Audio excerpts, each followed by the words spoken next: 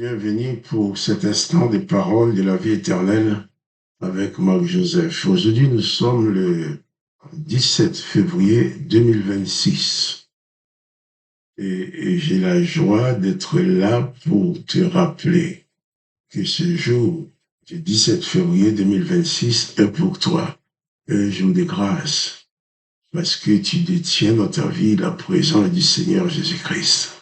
Jésus-Christ dit que chaque jour passé avec lui, ce n'est pas un jour de condamnation, ce n'est pas un jour de malédiction, c'est un jour de grâce. Jésus-Christ dit, je suis avec vous tous les jours jusqu'à la fin du monde.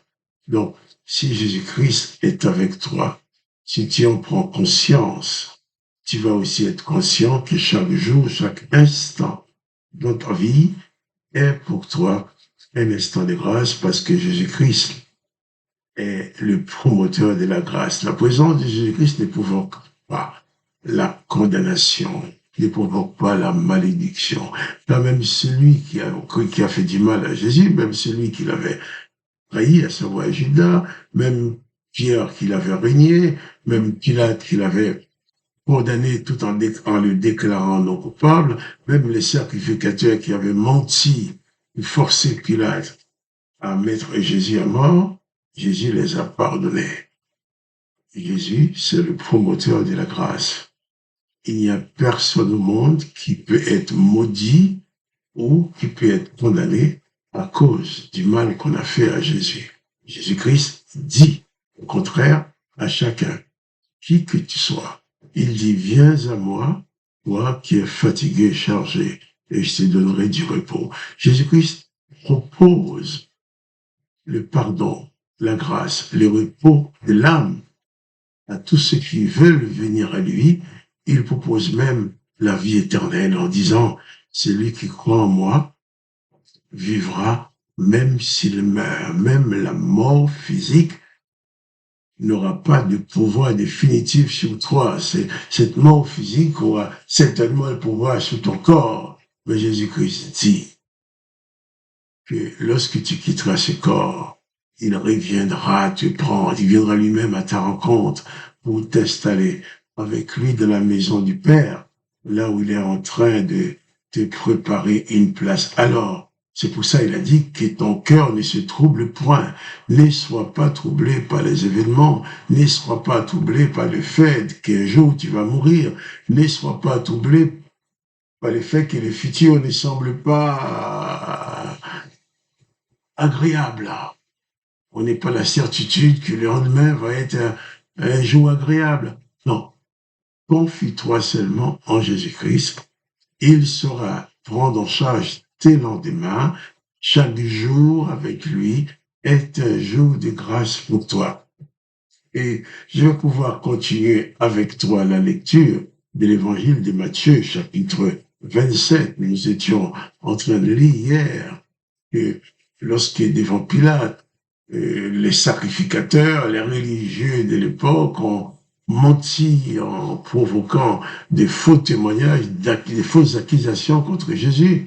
Jésus qui ne disait rien. Et Pilate va être étonné de voir qu'il ne répond pas à ces accusations-là. La seule réponse que Jésus avait donnée à Pilate, c'est quand Pilate lui dit, es-tu le Messie, es-tu le Christ? Jésus va répondre, tu le dis, oui, je suis le Christ. Mais pour le reste, Jésus ne s'est pas défendu contre les fausses accusations. Jésus n'est pas tombé dans le piège et dit, bon, eh bien, je vais prouver que ce que vous dites, c'est faux. Non. Jésus-Christ les a laissés faire. Et ils vont y aller jusqu'au bout. Et Jésus aussi ira jusqu'au bout de sa mission de pardon, de grâce pour l'humanité. Nous allons donc lire dans Matthieu, chapitre 27, à partir du verset 15. À chaque fête, le gouverneur avait coutume de relâcher un prisonnier, celui qui demandait la foule. Ils avaient alors un prisonnier fameux nommé Barabbas. Comme ils étaient assemblés, Pilate leur dit, « Lequel voulez-vous que je vous relâche, Barabbas ou Jésus, qu'on appelle Christ.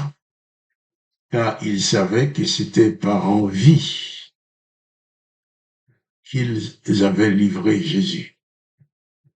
Pendant qu'il siégeait au tribunal, sa femme lui fit dire qu'il n'y ait rien entre toi et c'est juste, car aujourd'hui j'ai beaucoup souffert en songe à cause de lui. Les principaux sacrificateurs et les anciens persuadèrent la foule de demander Barabbas et de faire périr Jésus. Voilà.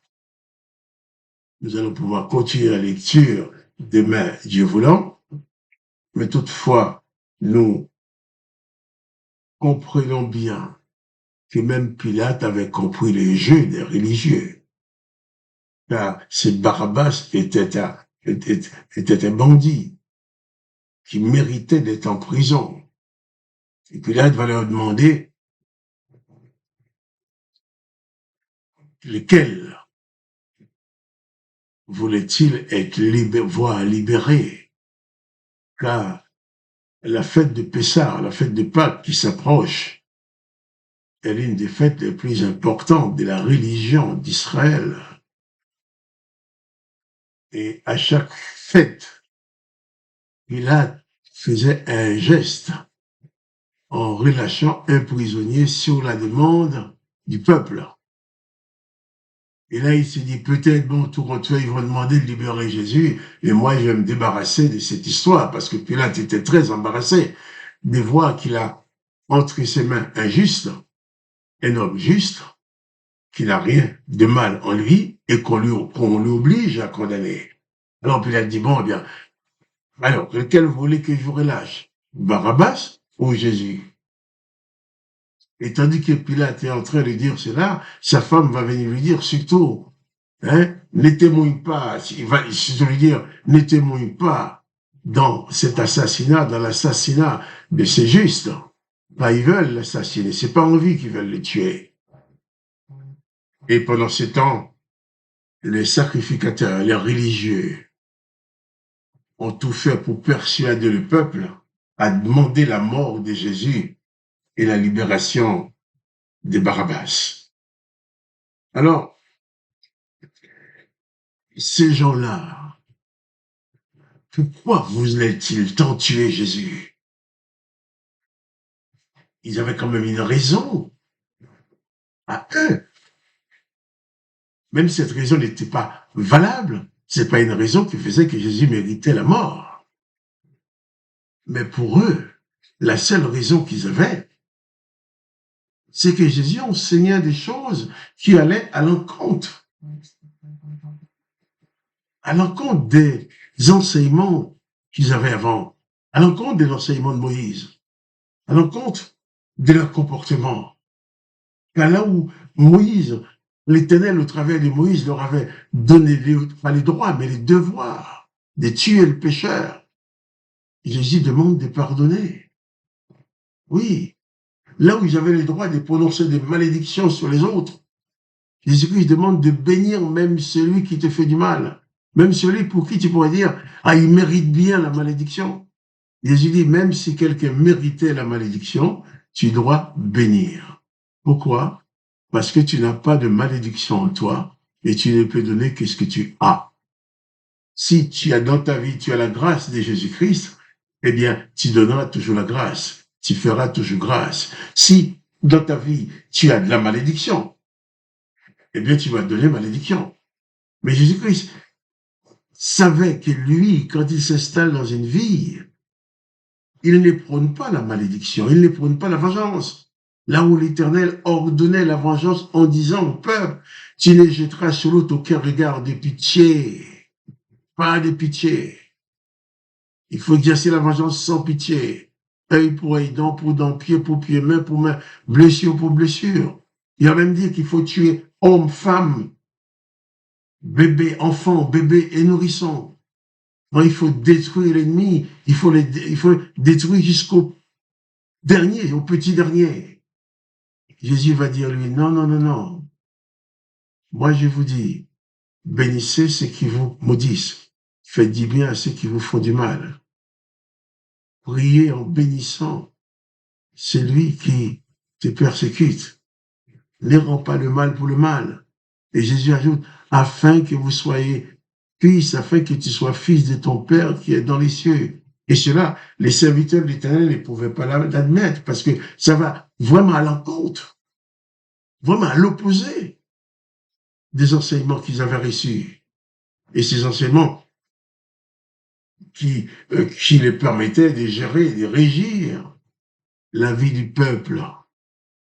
Alors pour eux, quoi que Jésus ne faisait rien de mal, mais ça, ils ne pouvaient pas supporter ces gens d'enseignement. Alors ils ont menti. On dit à Pilate, cet homme-là fait du mal, il mérite la mort. Pilate leur tend la perche en disant, eh bien, alors, je libère les bandits ou les justes?